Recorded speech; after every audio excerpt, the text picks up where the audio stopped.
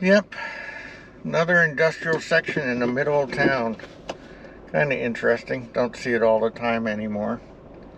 Don't even remember that sometimes this stuff happens right downtown.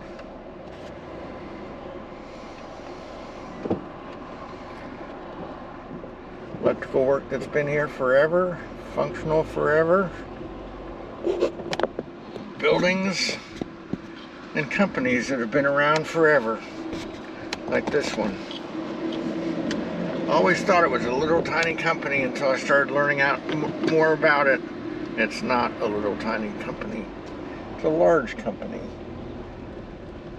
In many places it is the Goodyear dealership for all types of truck, vehicle, industrial tires. And they also do roadside service. They've got very well appointed trucks that go out to your location and fix whatever you need to fix.